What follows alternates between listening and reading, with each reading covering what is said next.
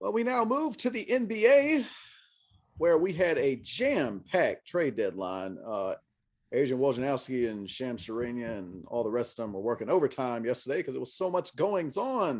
Of course, the headliner was, well, you've been waiting what, 6, 7, 8 months or whatever it is for a Ben Simmons trade. Well, we got one as the James Harden Ben Simmons trade came to fruition. Plenty of other stuff besides that, but I think that's where we're going to start. Drink James Harden, Ben Simmons, and Ben Simmons and other assorted things in that trade. What'd you think of it? Well, hey, listen, this trade deadline was busy. I'm not gonna lie, it was busy, but listen, like most things we do when we go out to the restaurant, hey, let me see what you got on the entrees, and let me see what you got as advertisers, and let's just say a lot of these trades was advertisers. If you have to Google a player in that trade, that's an advertiser. I'm just letting you know right now. When you know who all the players are in the trade, that's a main event. So that's why we're gonna start with the Nets and the 76ers. That's what you call a main event.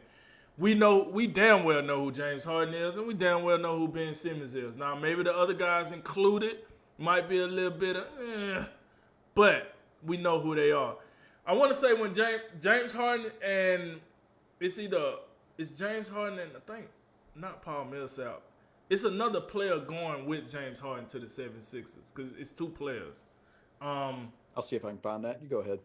But it's James Harden and somebody else, and then Ben Simmons, like you said, Steph Curry, Andre Drummond, a 2022 first round pick, and the 2027 first round pick.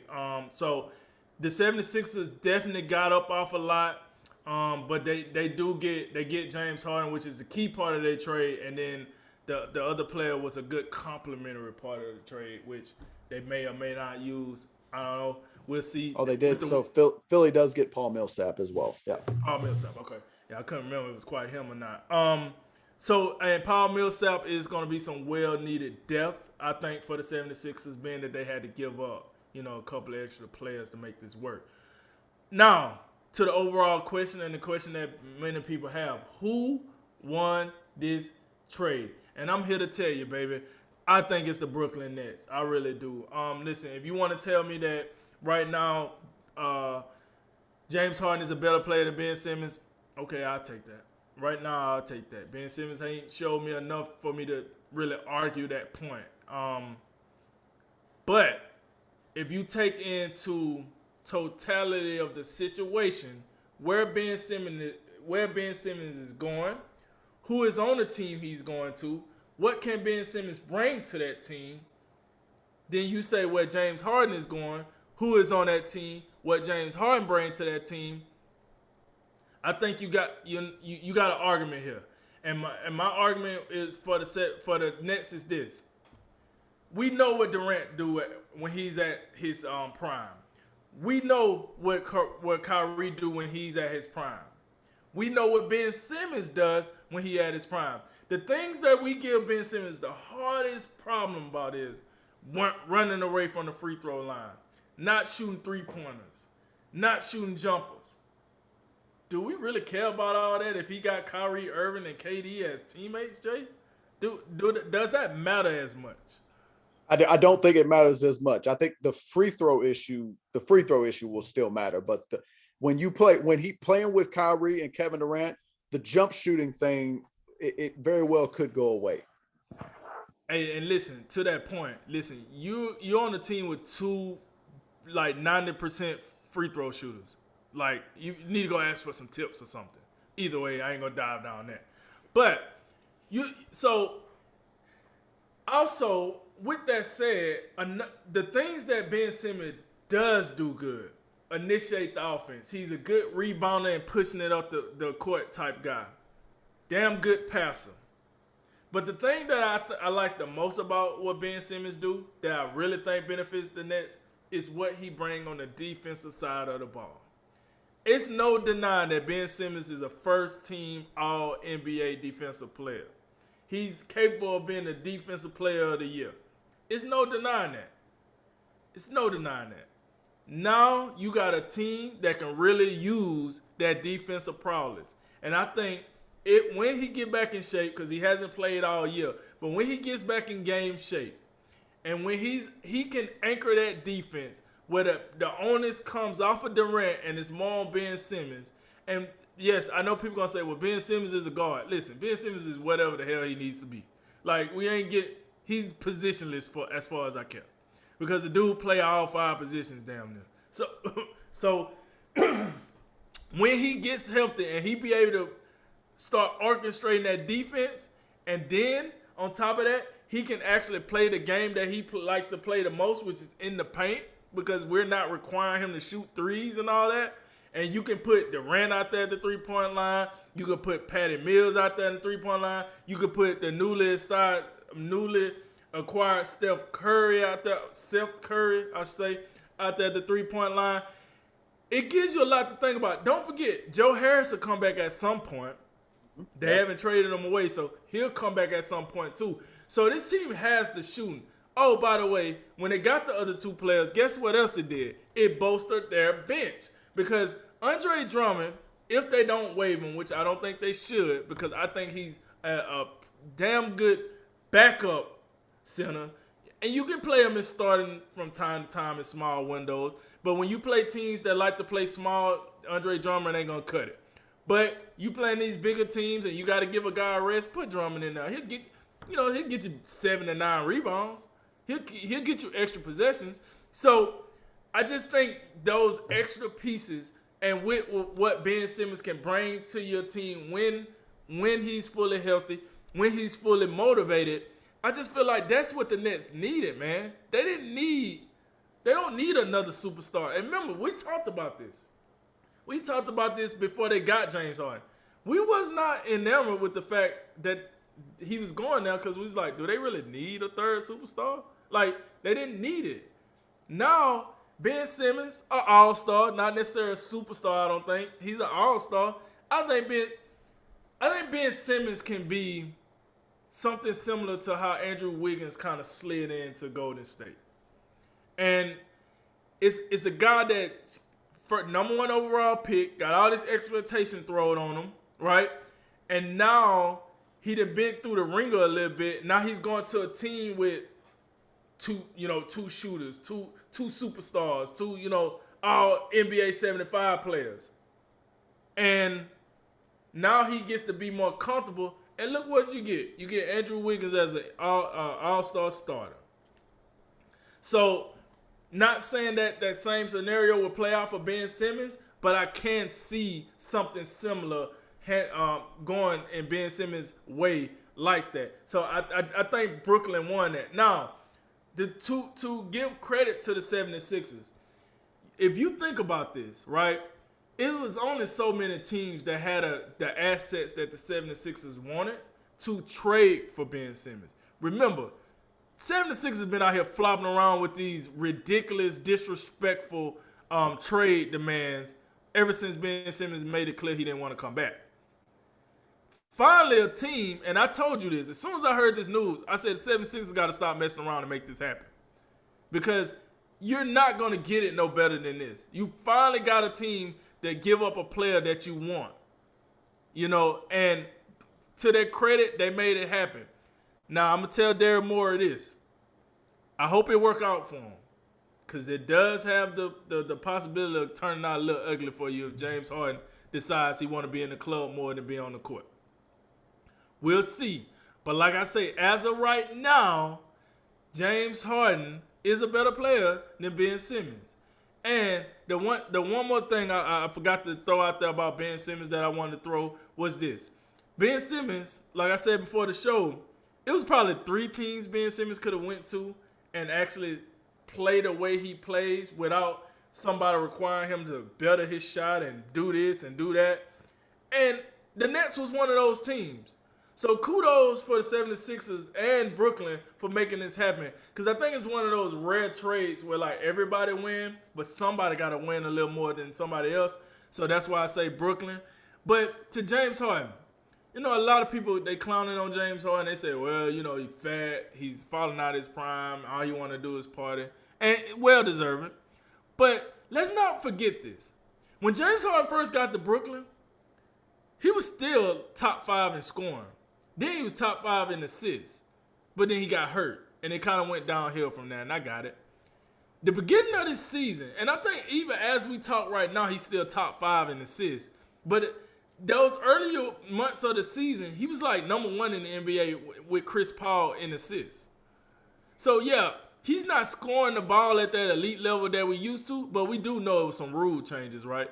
Because these rule changes affected Trae Young too, and I don't see everybody saying he done fell off the wagon. So these rule changes did bother James Harden. But let's not forget, when if he gets back in the lab and he gets back in shape, this is still a bad dude. And I do like the pairing with him and Joel Embiid, because James Harden can do everything that Ben Simmons wouldn't do. He can go to the free throw line. He can shoot threes. He can play the pick and roll game to death with Embiid. So it's definitely an upgrade in many cases. Only if James Harden gets back in shape. And I don't want to harp on that too much. But with all that said, that was the main event. Now, a couple of these little advertisers I want to jump in right quick. That way, once you get to talking, you can get the flowing. The Celtics acquiring Derek White and getting Daniel Tice back. I thought that was a win for the Celtics. I really like that. Now, I know you mentioned like the other half of the roster he traded away to get those two players. But either way, I think Derek White is an upgrade over Josh Richardson. I like Derek White. And, Daniel Tice never left the team. So that was one of them we jacked up back in the day, let me make it right now type deals. I like the Hornets acquiring Montrezl Harrell from the Wizards. I like that, especially when I see they gave up a rookie, Ish Smith, and then a second-round pick. I definitely could take that. I definitely like that one. And then it was Serge Ibaka. We talked about that. Serge Ibaka going to the Bucks, giving them some depth, giving them some more size. Fresh out the championship run, you know how that goes. You lose a couple of players, you get hurt. So it never hurts to get more depth. We know what Serge Ibaka done over his career, so I think that's a good move. So yeah, man, that was the main event for me, and then the two advertisers that caught my attention about NBA trade deadline.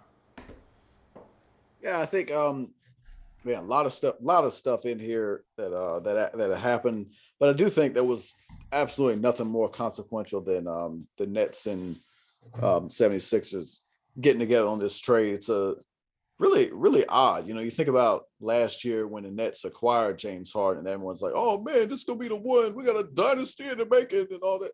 Yeah, well, man, that went away awful quick. So now you have this is one of those things. And I know I didn't say so before, but I think I did say it the previous time when we thought this trade may happen. I thought this is a trade that both teams win. I do agree that I think based on what else the Nets brought back with Ben Simmons, I think they have an advantage today. And I do think the big thing for them is Ben Simmons is going to a place where he can be the three. You got KD gets back healthy, that's going to be fine. Kyrie, I know he's playing part-time right now, but maybe that changes given what's going right now in the political climate. So if all things go well, KD, Kyrie, and that means Ben Simmons, and I like where you're going with Andrew Wiggins, but to me, I think he can, if he's right and he comes in with the right mindset, he can be a better version of Draymond Green. That's where I'm at, and I think that could really be a great benefit because look, KD, Kyrie can score the ball from wherever. Then you have Patty Mills and Seth Curry gonna hit you from three with Joe Harris. So they got the outside shooting cover, which means, as you say, and you're correct, nobody, even me, I'm gonna stop talking about Ben Simmons and shooting because he's not gonna need to shoot. The only thing that could perhaps get him in trouble is if his free throw shooting is so god awful that people start hacking him and making him shoot because he's running from the free throw line. But they definitely do. They got all the shooting in the world, so they should be fine. But the Nets getting James Harden, the only way I think the Nets win it is if you get James Harden, the Houston Rockets James Harden. Now, based on rule changes, based on wear and tear, maybe that's not what you can get. But even if you can't, the James Harden, like you say, the James Harden we've seen since Brooklyn has had him. I know it's been hit and miss here and there with injuries, but what he has shown is James Harden may be in the transitional stage of his career where he's more of a facilitator than he is just a guy who's gonna get you 30, an easy 30 every night. But even so, I think that could be a great benefit because we still know he can score the ball. And what he does and what he's been doing passing since he came over from Brooklyn, you talk about the assist numbers. I mean, it's been unbelievable. And now, if you recall what he was able to do in Houston with Clint Capella, this is going to be tough for defenses to figure out James Harden and a Joel Embiid pick and roll. It's going to be tough because the lobs that he be throwing to Capella was just unstoppable. And you only got to, I can only imagine and assume that it's going to be even more difficult. Now, the Philadelphia's depth is going to be tested because you lose Seth Curry, you lose Drummond.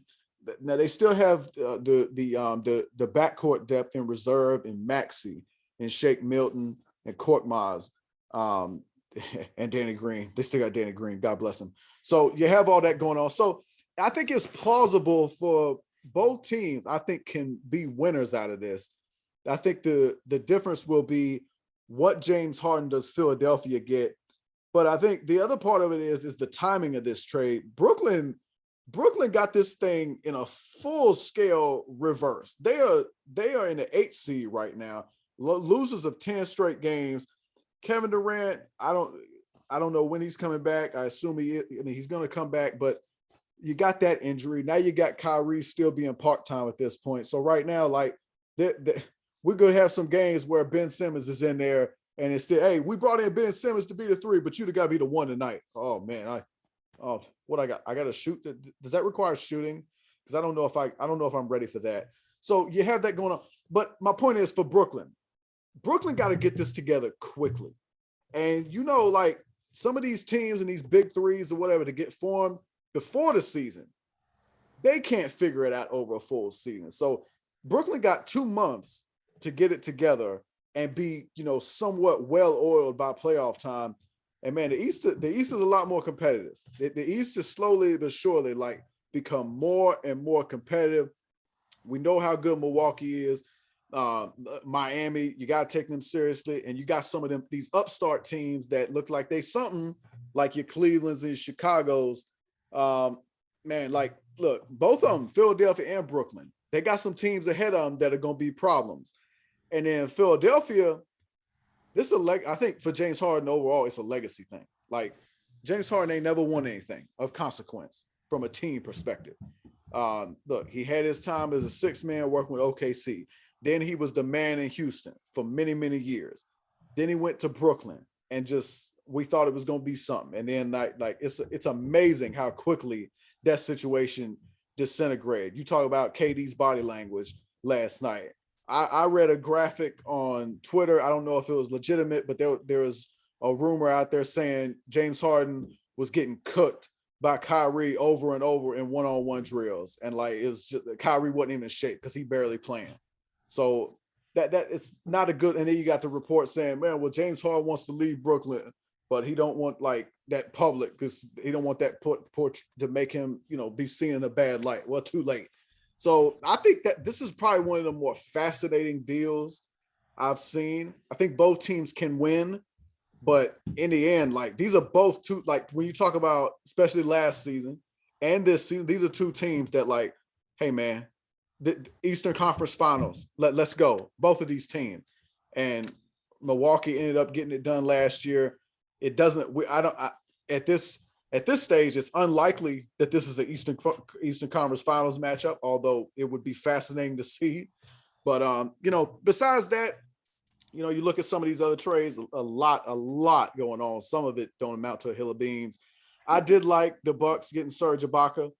I thought that really, you remember what PJ Tucker did for them last year from a toughness and an experience standpoint. I think Ibaka could be that missing piece for them this year.